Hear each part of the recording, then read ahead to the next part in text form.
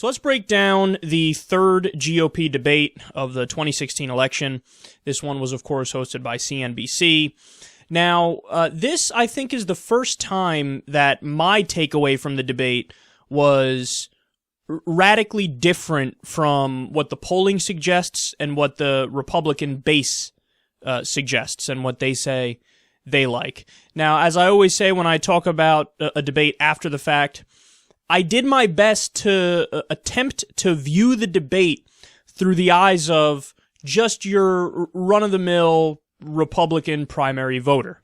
So not necessarily through the lens of the most extreme Tea Party people, certainly not through my eyes 100%, even though I'm sure my own bias kind of feeds into this in one way or another. But I tried my best to view it through the lens of just your average run-of-the-mill Republican voter here. And it was probably the weirdest debate yet in terms of what my takeaway is from it and who did well and who didn't do well in my view. So, out of fucking left field, the person who I had legit winning the debate, Mike Huckabee. Super, super random. Now, Mike Huckabee, when he ran for president one of the other times, actually kind of hung in there until the end. I think it was when John McCain got through the primary in 2008. It was down to McCain, Romney, and Huckabee. And Huckabee was doing all right. He was hanging in there. Now, since then, he's gotten less popular, I guess you can say, and he's not doing nearly as well as he did back then. But in terms of strictly going off of his performance last night, I actually think he won the debate.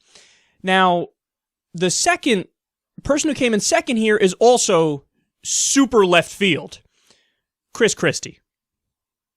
Now, I told you guys that Chris Christie is one of those characters who he's good enough with how he presents himself that he can take his bullshit and massage it enough to make people buy what he's selling. He's got this straight shooter, Northeastern Republican vibe going, and I think that that's something that people, if they listen to him talk enough and compare him to the other weak-ass candidates, that they'll actually like him, regardless of the fact that, he was basically hated by the Republican base after the last election because he dared to hug Obama or shake Obama's hand during Hurricane Sandy because he's an adult. So the base didn't like him from the get-go, but in terms of his performance, strictly going off of his performance in the debate, I actually think he came in second. Now, also, I should mention, I'm not necessarily going off of substance here. Now, Mike Huckabee randomly defended Medicare and Social Security, which is something that even the Republican base likes, and I agree with him on the substance there. He also advocated for doing this war on disease, basically, where we invest a lot of government money to cure cancer and Alzheimer's and heart disease and this stuff. Another thing where on substance I actually agree with him. But me saying he won, I'm trying my best to divorce that from his performance because I think his performance on its own merits was good regardless of substance. And the same with Christie, who argued the opposite for Social Security. He wants to cut everything in sight and basically privatize it and raise the retirement age and stuff. But again, divorcing the substance from his performance, I think his performance was solid, which is why I have him at number 2. Then I have, of course, Trump at number 3. And to be clear here, he has such a gigantic lead already that him coming in third is basically, it's totally fine. And again, this is just my opinion and my take on the debate. We'll get to what the non-scientific polls say, the ones that happened directly after in a second. So I had Trump in third, I had Rubio in fourth, even though he seems like an awkward, sleazy politician. Somehow he's getting a lot of positive press because he's backed by a lot of big money donors, as we've spoken about before. I have Fiorina in fifth. I must admit, she kind of got on my nerves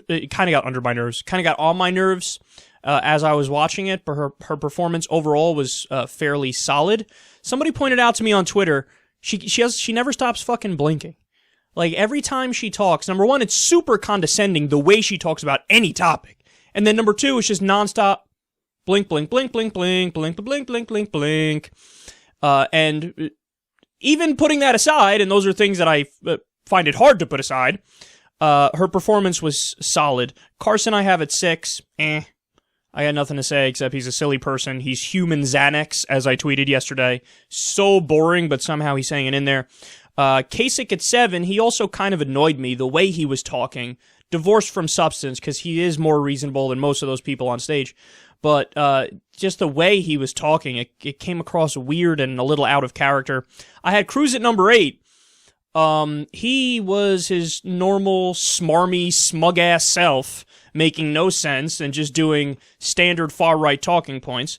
Rand Paul at 9, again, a pretty poor performance in my opinion. He didn't get to speak very much, and when he did, he didn't really directly answer the questions. A lot of the other people didn't directly answer the questions either, but nothing really stood out about him. He kept saying, "Oh, I'm gonna filibuster tomorrow this budget deal because the debt and the deficit sucks." Okay, dude, come on. I mean, he's still not. It doesn't look like he's comfortable yet in his own skin, and he doesn't look like he even believes in himself over the other candidates. He's just coming across weird. He hasn't really found his footing in this race, in my opinion. And then dead last, I have Bush. Oh my God, it was embarrassing. In all seriousness, he has now morphed into George W. Bush, and if anything, he's even worse than George W. Bush. Like, George W. Bush couldn't put together a coherent sentence back when he was a campaigner, but at least he smiled and he made people like him. This guy, I mean, he puts together sentences that are kind of like what George W. Bush did, and he's not even likable. It's just awkward and weird, and there's so many things he said that had me rolling my eyes, and I think the Republican base is over it, even though he was a favorite of the big money donors as well. They're so over it that it's like, it almost doesn't matter how much money you pour into this guy because he's so immensely unlikable. So that was my takeaway. Now, the polls that happened directly after totally disagree with me in every way, shape, and form. The other two Republican debates, it wasn't like that. The other two Republican debates, what I viewed it as, it was more or less in line with what the Snap polls showed. This time, it's like we were watching a different debate. So in the CNBC poll, they had Trump 46%, crushing the field. Cruz 20%, solid second there, and I had him all the way down at number 8. Rubio 16%. Again, they like him even though he comes across like a cheesy politician. Carson 4%, Kasich 4%, Christie 3%, Paul 3%, Fiorina 3%, Huckabee 1%, Bush 1%. So again, this shows you how either I was horribly off in my analysis or I just couldn't tap into that frequency that the Republican voters are on, because I really thought Huckabee performed solidly, and this has him tied for last.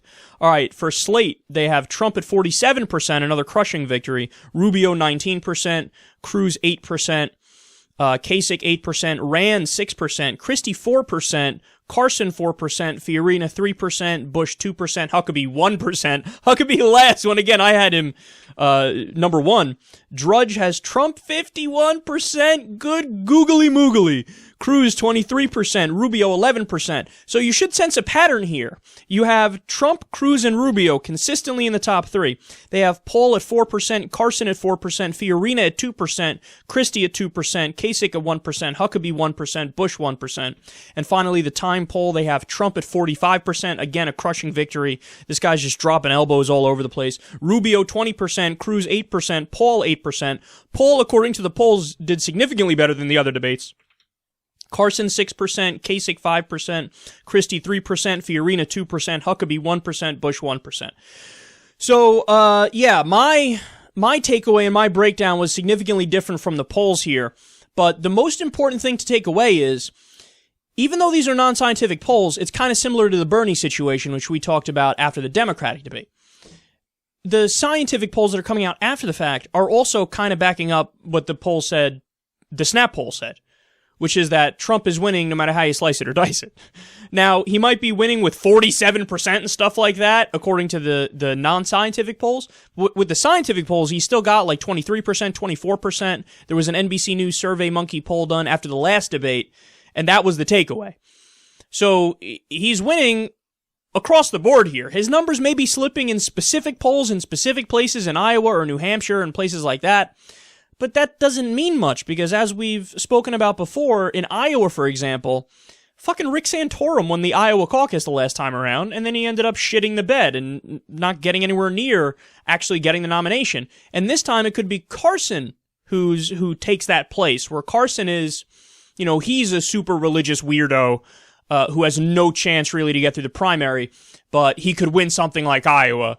And who knows? I don't know. That's the crazy thing, is I don't know what's going to happen, because Trump has such a tremendous lead that it's almost like originally the unthinkable is now becoming what's likely, which is that all of us laughed at Trump and said, I got no chance. I mean, look at this buffoon with a ferret on his head.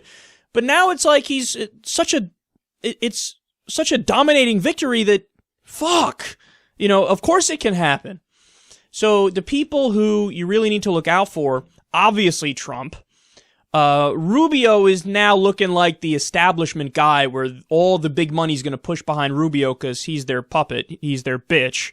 So they're going to go behind him. And then also, Cruz has a shot now, but the establishment really doesn't like him because he's that fucking crazy and he's unpredictable. Kind of like Trump, except Trump is better than Cruz. And then also, the ones, I think Jeb now is in Scott Walker territory. He might be donezo soon. I thought originally he was going to hang in there maybe till the end. Now it looks like he's in Walker territory. But Kasich and Fiorina still a little bit, they might get some establishment support now, and they might, some big money people might go all in behind them to try to prevent the Trump monster from winning. But it looks like Trump and Rubio are the ones who, in terms, are viable candidates in terms of they have a pretty good shot at this point. So that's the overall debate breakdown. We're going to have to see what happens from here, but goddamn, it's getting interesting.